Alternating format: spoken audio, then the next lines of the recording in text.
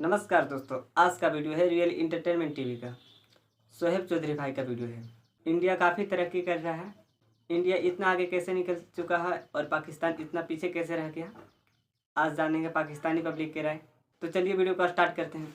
जी तो दोस्तों, मैं हूं सुहेब चौधरी और आप देख रहे हैं मेरा और आपका YouTube channel real entertainment TV. आज से कुछ साल पहले खबर थी कि इंडिया ने इलेक्ट्रिक बाइक तैयार की है। फिर कुछ टाइम बाद खबर आई कि इंडिया ने इलेक्ट्रिक कार तैयार की है। फिर उसके बाद खबर आई जो कि पाकिस्तान के सोशल मीडिया पे बहुत वायरल रही कि इंडिया ने इलेक्ट्रिक मर्सिडीज बेंज तैयार की है जो कि तकरीबन 850 किलोमीटर इलेक्ट्रिक चार्ज पे चलती है। अब खबर ये आ रही है कि इंडिया इलेक्ट्रिक एयरक्राफ्ट तैयार करने जा रहा है जिसका डिजाइन अप्रूव हो चुका है उनकी गवर्नमेंट की तरफ से और 2024 के एंड तक वो उसे रेडी करेंगे। पाकिस्तान में भी हमेशा ये बात कही जाती है कि पाकिस्तान की यूथ में बहुत टैलेंट है, पाकिस्तान में बहुत टैलेंट है। वो टैलेंट हमें आईटी में क्यों नहीं नजर आता, वो टैलेंट हमें टेक्नोलॉजी में क्यों नहीं नजर आता, वो टैलेंट हमें मेडिसिन की फील्ड में, इंफ्रास्ट्रक्चर की फील्ड में, इंजीनियरिंग की फील्ड में क्यों नहीं नजर आता, ये जानेंगे पाकिस्तानी पब्लिक से। और इस हवाले से जो मेरी पर्सनल ओपिनियन है वो मैं आपको बताऊंगा वीडियो के लास्ट में। चलते हैं वीडियो की तरफ और मिलते हैं वीडियो के बाद। अस्सलाम वालेकुम। वालेकुम सलाम। आपका नाम?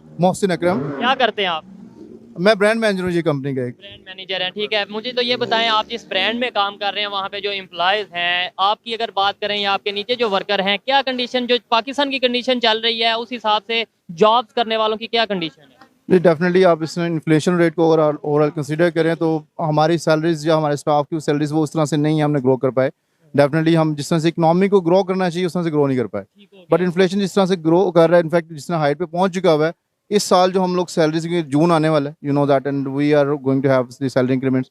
तो इस बार मैं प्लान ही नहीं कर पा रहा कि अपने जो जूनियर स्टाफ है उनके लिए क्या मैं कितने % इंक्रीज करूँ। बजट कुछ बना ही नहीं बना ही नहीं पा रहे उनके लिए डेफिनेटली। अच्छा, टॉपिक ये है कि अगर पाकिस्तान की बात करें, पाकिस्तान में ऑलमोस्ट 50 to 60% यूथ है और कहते हैं किसी भी कंट्री में अगर डेवलपमेंट आनी हो तो यूथ के थ्रू आती है। पाकिस्तान की यूथ का फोकस किधर है? और इंटरनेशनल लेवल पे बात करें, अपने नेबर कंट्रीज की बात करें, इंडिया की अगर बात करें, उनकी यूथ का फोकस किधर है? वेल इंडिया आज में अगर एक डिकेड पहले की बात करूं तो इंडिया से हम जब कंपैरिजन में ड्रॉ करते थे हम कहीं रिलेटिवली इनके आसपास होते थे। बट नाउ डेज अब यू कैन सी दैट कि हम लोग उनके करीब ही नहीं है, बिकॉज उनकी इकोनॉमी $600 बिलियन की इकोनॉमी बन गई है। We don't even have the $3 billion right now.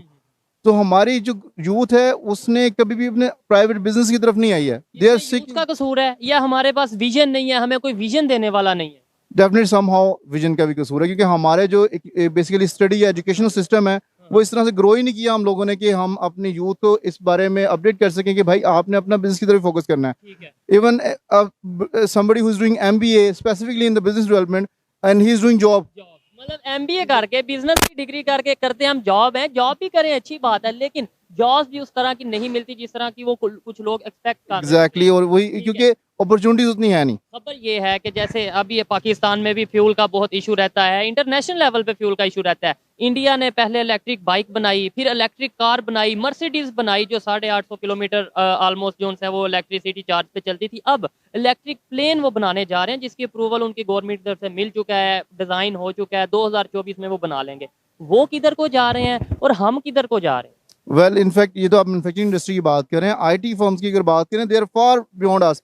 In fact अगर उनको इंडिया तो हम कंपैरिजन में ला ही नहीं सकते ना। You can't even think about that. सीख तो सकते हैं, we can learn it. But आप ये देखें जिस मुल्क ने 200 साल से सिर्फ वॉर्स ही देख रहा है, उसने आपसे पहले एक व्हीकल डेवलप कर लिया है। उसने अपने हमारे नेबर कंट्री अफगानिस्तान ने अपने अंदर एक प्रॉपर मैन्युफैक्चरिंग यूनिट लगा लिया है। We are not able to have a single manufacturing unit of any vehicle right now. ठीक हो गया। बांग्लादेश की आप बात कर लें, इसके अलावा और इवन मैं कहता हूँ आप चाइना की बात कर लें, हमारे से 2 साल बाद आजाद हुआ। और आज हम उसके सहारे चल रहे हैं, डायरेक्टली कहें या इनडायरेक्टली कहें।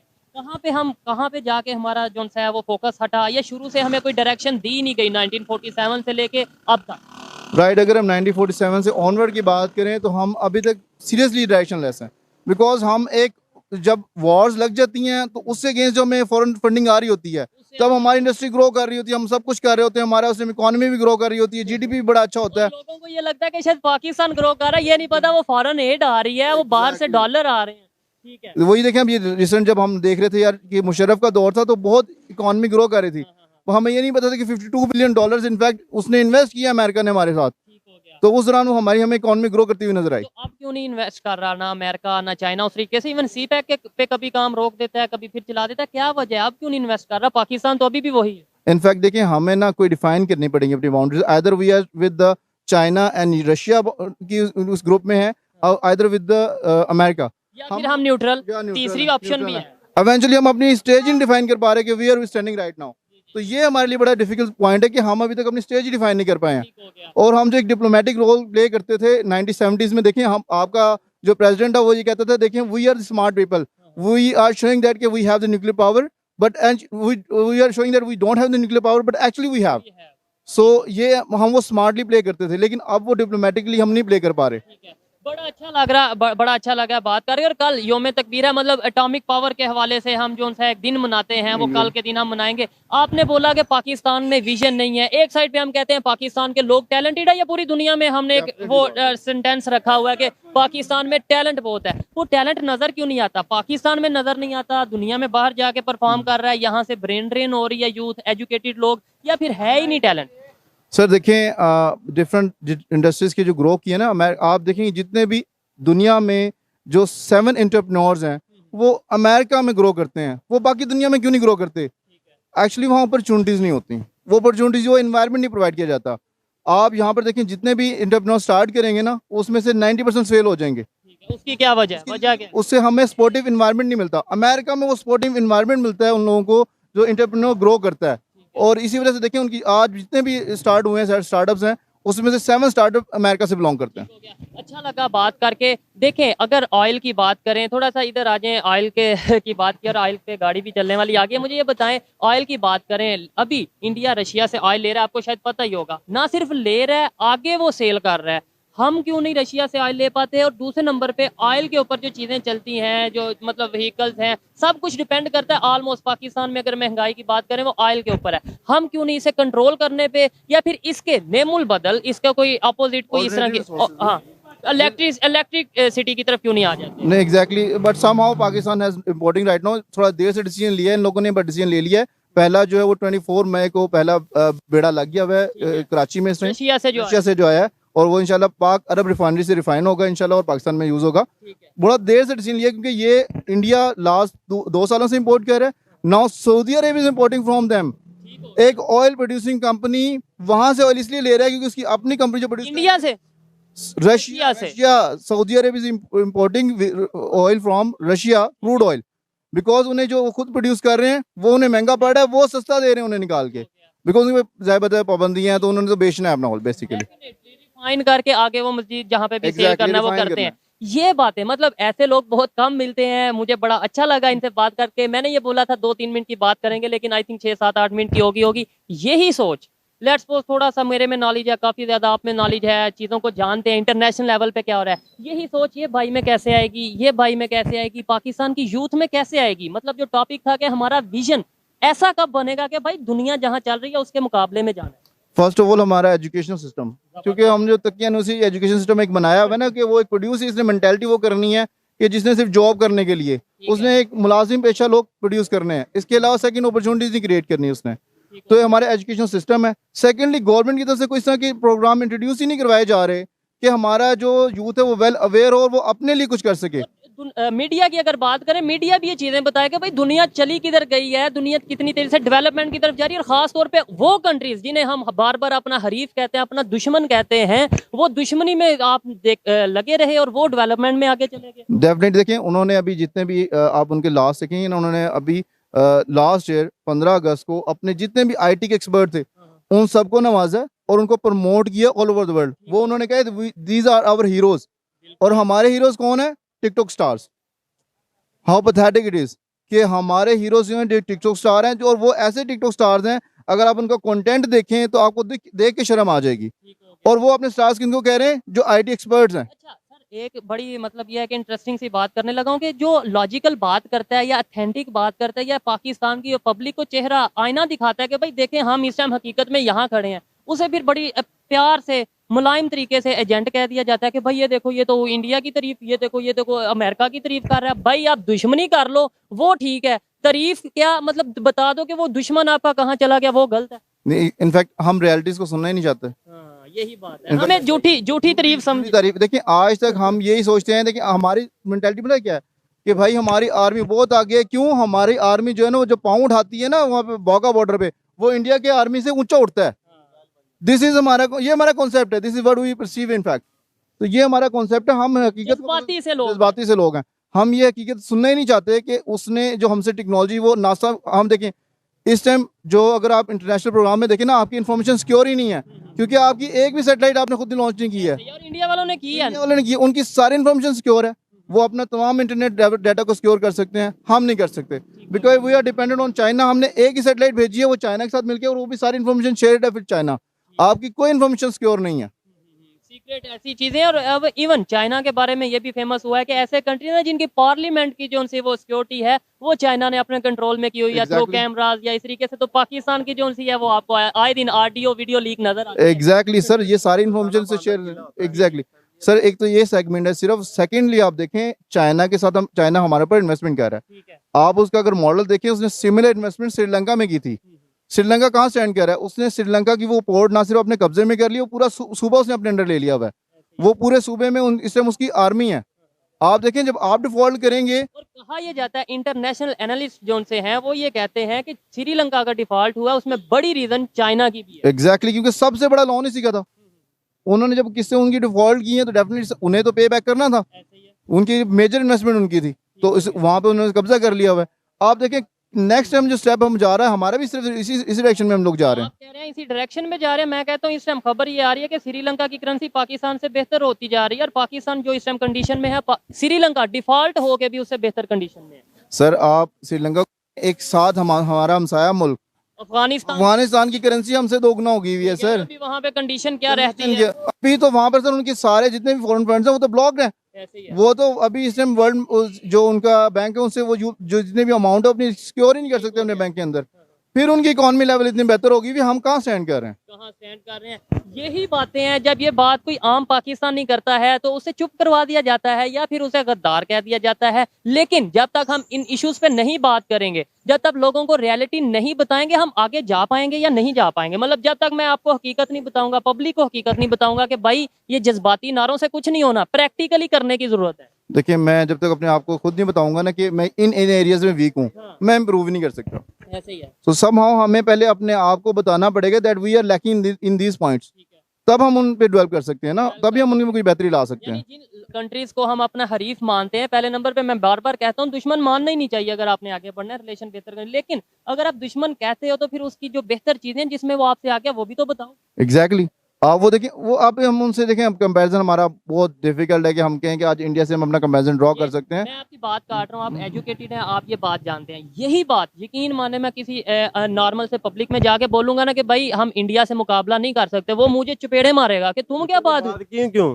तुमने ये कहा इंडिया से नहीं मुकाबला, हम इंडिया मेरे आगे क्या है? वही ना, हम इमोशनल है ना, बजाय कुछ सीखने से, और ऊपर से हम घर में बैठ के मिसाइल बनाने वाले और फेंकने वाली कौम बन गए।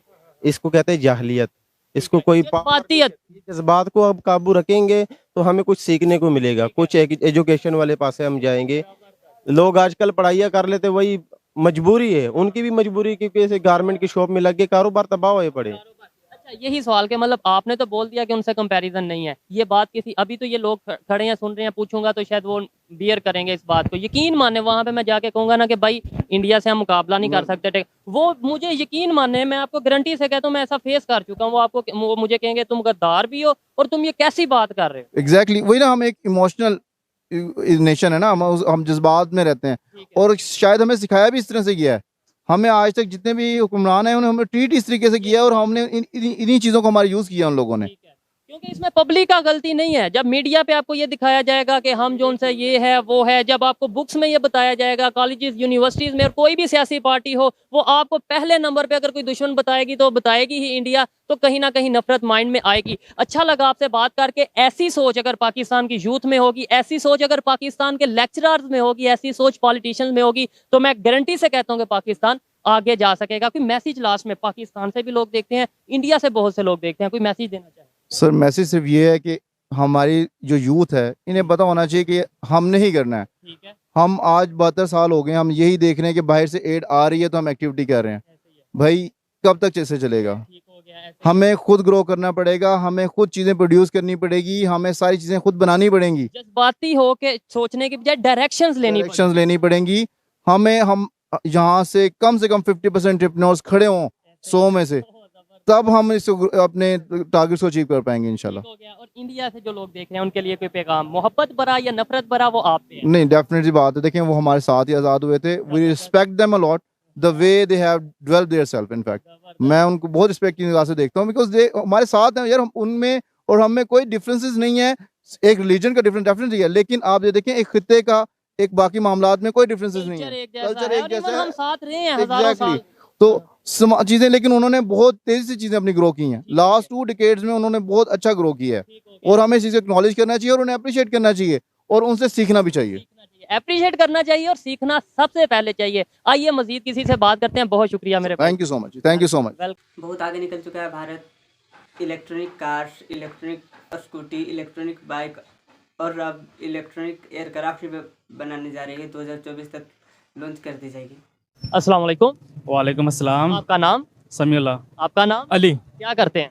हम लोग जॉब करते हैं। जॉब किस सेक्टर में जॉब करते हैं? हम आईटी डिपार्टमेंट में हैं। आईटी डिपार्टमेंट में आप भी? जी जी बिल्कुल। जबरदस्त। फिर तो आज का ये टॉपिक मतलब हमारा है भी एजुकेशन के रेलिवेंट है, आईटी के रेलिवेंट है, टेक्नोलॉजी के रेलिवेंट है।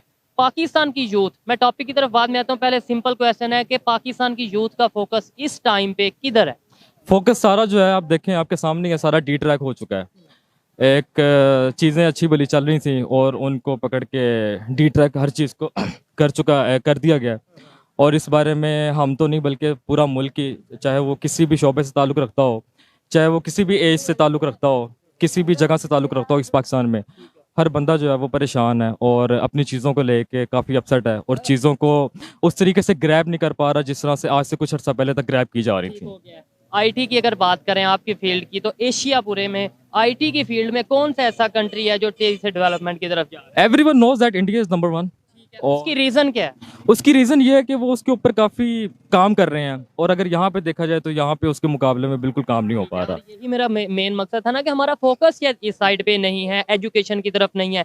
अभी इंडिया की आपने बात की, मैं उसी की आपको न्यूज़ बताता हूँ कि वहाँ पे पहले इलेक्ट्रिक बाइक बनी, फिर इलेक्ट्रिक कार बनी, फिर मर्सिडीज बेंज जो तकरीबन 850 किलोमीटर इलेक्ट्रिसिटी पे ही चलती। अब वो इलेक्ट्रिक प्लेन बनाने जा रहे हैं जो कि अप्रूव हो चुके हैं। उसका जो डिज़ाइन है अब वो 2024 तक बना देंगे। क्या कहना चाहेंगे इसके ऊपर? अच्छी बात है और इस पे काम होना चाहिए। अगर एक इंसान, अगर एक नेशन जो है वो काम कर रही है तो उसको अप्रिशिएट करना चाहिए, बजाय इसके कि हम लोग उनको टारगेट करें वहाँ पे रख के जहाँ पे हम लोग उनको टारगेट कर सकते हैं। मतलब कुछ भी है, हमें उनको अप्रिशिएट करना चाहिए। नो डाउट, अच्छी बात है, अप्रिशिएट करना चाहिए। अप्रिशिएट करने के साथ हमें सीखना चाहिए। देखिए मैंने भी तो पाकिस्तान को आगे लेके जाना है, आपने भी लेके जाना है। हम नहीं लेके जाना, बेसिकली यहाँ पे किसी एलन मस्क ने आके नहीं लेके जाना, हमने लेके जाना है, मैंने लेके जाना है, आपने लेके जाना है। हम क्यों नहीं? इससे ज्यादा आपने लेके जाना है और हम सबकी जिम्मेदारी है। तो हमारा फोकस क्यों नहीं? ये जो यूथ है इसे क्यों नहीं बताया जा रहा कि दुनिया किधर चली गई है और हम अभी तक अभी पीटीआई नून लीग के अंदर फंसे हैं। वो दुश्मन, ये दुश्मन, वो गद्दार, ये गद्दार। यूथ को पता है,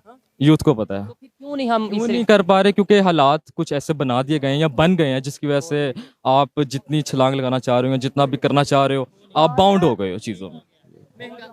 आप मुझे बताएं, आईटी के स्टूडेंट हैं, एजुकेटेड हैं, मुझे ये बताएं कि जो इस टाइम पाकिस्तान में महंगाई है, मेन रीज़न क्या है? कौन सी ऐसी चीज़ जो सस्ती हो जाए तो महंगाई कम होगी? एक चीज़ अनस्टेबिलिटी जो है हुकूमत की सबसे बड़ी जो है ना बात। चीज़ों में पेट्रोल, आटा, कौन सी ऐसी चीज़ है उसमें तो ऑब्वियसली पेट्रोल है। पूरी मैशियत को ठीक होना चाहिए। पेट्रोल सस्ता होगा, पेट्रोल की पेट्रोल खाली सस्ता होने से कुछ भी नहीं होना। ओवरऑल बात कर रहा हूँ, ठीक है, रिलीफ मिलेगा। इफेक्ट करता है पेट्रोल, हर चीज के ऊपर इफेक्ट करता है। यही जैसे अब वो इंडिया वाले हैं, वो इलेक्ट्रिक जो उनसे अपने की तरफ आ रहे हैं इलेक्ट्रिसिटी की और यहाँ तरफ। पे फ्यूल की जो है वही खपत जो है वो पूरी नहीं हो पा रही किसी तरीके से। ऊपर से जो गर्मी आती है तो फिर बिजली की लोड शेडिंग, फ्यूल पूरा नहीं है। हम लोग इन बेसिक चीज़ों में, आप देखें, आप इंडिया की बात कर रहे हैं ना, हम लोग इन बेसिक चीज़ों में फंस के रह गए हैं। हमारा जो फोकस है वो सिर्फ इसी चीज़ पे कर दिया गया कि यार मैं सोऊंगा तो लाइट चली जाएगी तो मैं उठ जाऊंगा।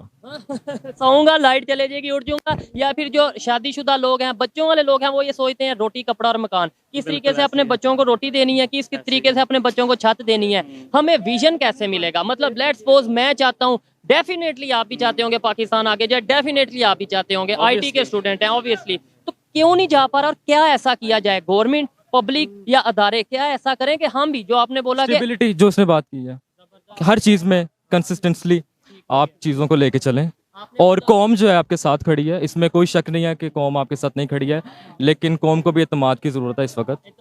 इस टाइम हम कंफ्यूज नजर आते हैं एज ए नेशन, क्योंकि हमें पता नहीं, हमारे पास कोई डायरेक्शन नहीं है, हमारे पास कोई विजन नहीं है। अगर इंडिया की बात करें, वो किस तरीके से विजन के साथ चला, उसके अंदर उसकी पब्लिक ही मतलब ये है कि अच्छा काम कर रही है, गवर्नमेंट अच्छा काम कर रही है, अदारे उनके अच्छा काम कर रहे हैं, जिसकी वजह से वो आगे जा रहे हैं। Everyone working very well. सबसे पहले तो ये देखें ना कि मोदी सरकार जो है 10 साल तक मोदी सरकार ही वहाँ पे एक टिकी हुई है। पॉलिटिकल स्टेबिलिटी, आपका फोकस पॉलिटिकल क्योंकि जब एक हुकूमत स्टेबल करती है ना, वो जो प्लान, जो उसके जो एम होते हैं कि हमने ये काम शुरू करना है, वो उसको मुकम्मल करते हैं। यहाँ पे 3 साल किसी की चली, तोड़ दिया, 2 साल किसी की चली, 5 साल चली, वो जो अपना जो 5 साल किसी कोई प्राइम मिनिस्टर नहीं, गवर्नमेंट एक तो पूरी हुई है, प्राइम मिनिस्टर सही है, तो मतलब जिसकी जितनी भी चल पाती है वो तोड़ दी जाती है उसको। अनस्टेबिलिटी कौम की यही आवाज़ है, मेरी नहीं बल्कि सबकी यही आवाज़ है, और इसके ऊपर फोकस करने की ज़रूरत है। जहाँ पे कौम के बारे में सोचने की ज़रूरत है बेसिकली। जहाँ पे हम दूसरे नेबर कंट्रीज के साथ अगर कुछ गलत होता है उससे कंपैरिजन करते हैं या उस पर इल्ज़ाम लगाते हैं, तो जहाँ पे बेहतर हो रहा है सीखना भी चाहिए या नहीं? अप्रिशिएट तो नो डाउट करना चाहिए, सीखना भी चाहिए कि नहीं?